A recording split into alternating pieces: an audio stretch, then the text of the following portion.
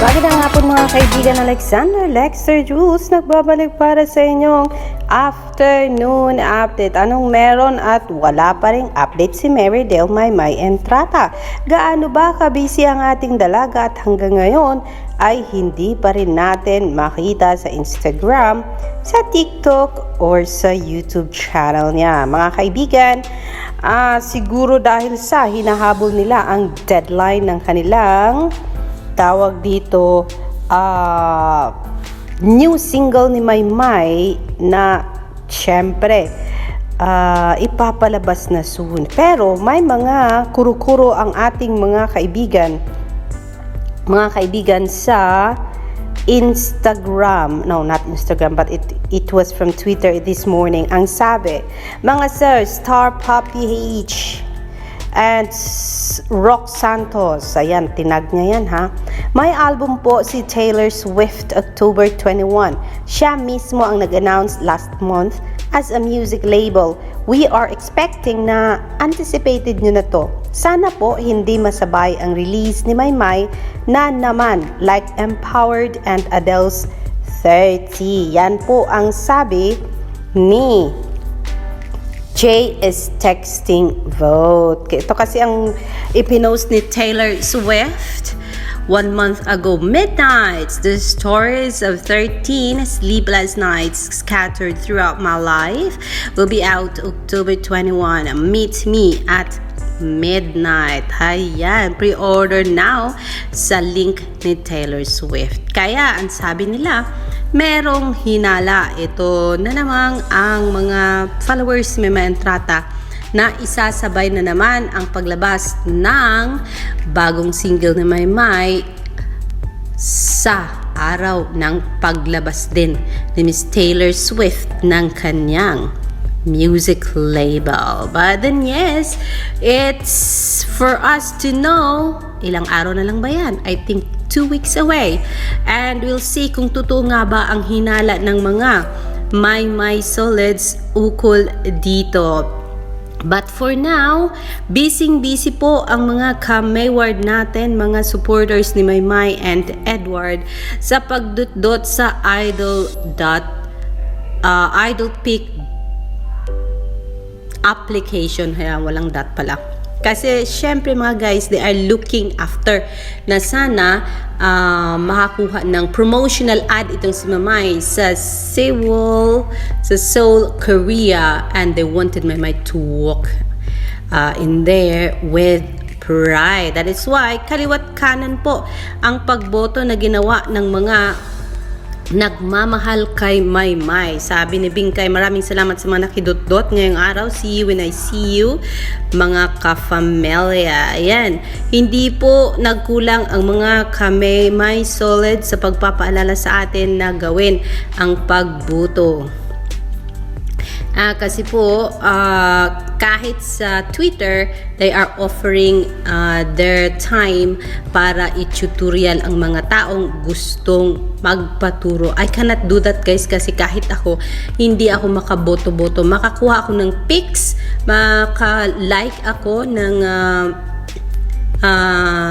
picture ni Maymay, pero hanggang ngayon I do not know how to vote. Jay is texting, diba? Imagine kung magsimula yung music video doon sa ending na makabugera ng taklob siya ng kumot para matulog din, naglalabasan yung mga dancers sa loob ng kumot, then star na ng dream sequence.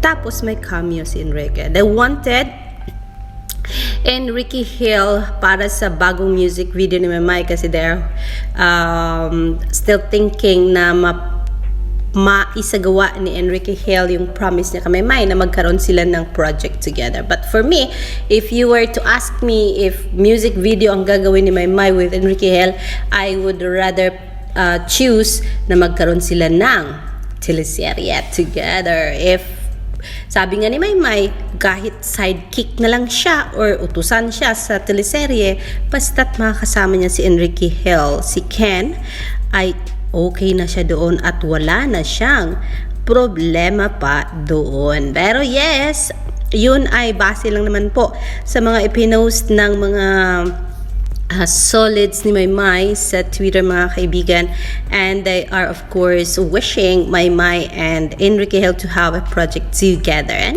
that is not so bad, mga guys. As of now, Liza Zambrano is so busy with her international career, and Enrique Ken is having a comeback project sa ABS-CBN. So we do not know kung anong klaseng comeback ang gagawin ni Ken. So I think it's not that bad to wish na sana makasama si Maymay sa bagong proyekto ni Ken. Of course, mga guys, we wanted the best for Meridel, Maymay Entrada, and we know Enrique Hill is such a good actor, and having Maymay in his series will be a big bang to all of us. So yes, let's pray for that, guys. I think it's not so bad for them to hear us pleading for that. Pero yes, depende pa rin yan sa kampo ni Ken or ni Enrique Hill,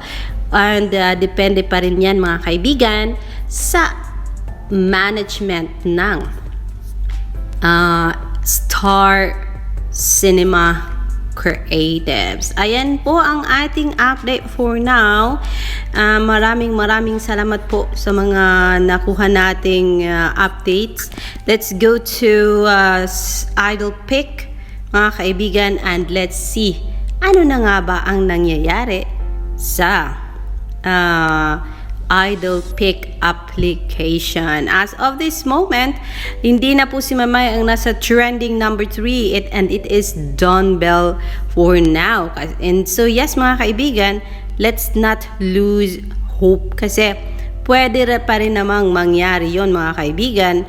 All we need to do is to be active sa pagboto po, and pag-like ng mga photos ng mga artista sa Idol Pick. So it's just Dawn Bell.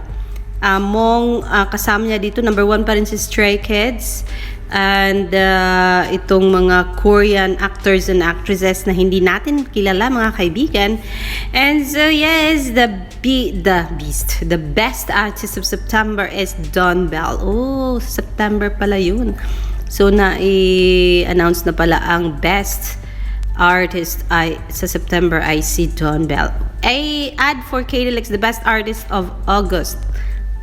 So continuous na pala ito, mga kaibigan. Matagal na ito nag-umpisa. And so nabigyan na ng pagkakataon si KDLX and Dawn Bell. So siguro mamarapatin nating magtrabaho pa rin para mailuklok si Maymay sa kahit anong buwan man dyan na pwedeng mapaglagyan kay Maymay Entrata, and hope soon ay mapasa kanya na yun, mga kaibigan. And so yes, as for the ranking, Maymay still on number 2, and for the international, ilan na ba ang boto ni Maymay as of this moment? Hindi ko na makita paano na ba dito. Collect Star Pick history. We could note my vote ranking. Let's go for ranking, mga kaibigan. Ranking, she's still on number 2. And kanina nakita natin nasa 53,000 na ang kanyang mga likes. And so let's not stop, kasi sabi ni Bingkay ba yun, na may babayaran kayo para makaboto kayo ng unlimited. Pero syempre, it's up to you guys. If you want to spend a certain amount para dito sa Idol Pick ng buwan ng Oktubre para kay Meridel, Maymay Entrata. For now, yan na muna ang ating update. Alexander Lexter Jules, I will see you for more later, mga Camp Mayward. Magandang hapon po sa inyong lahat.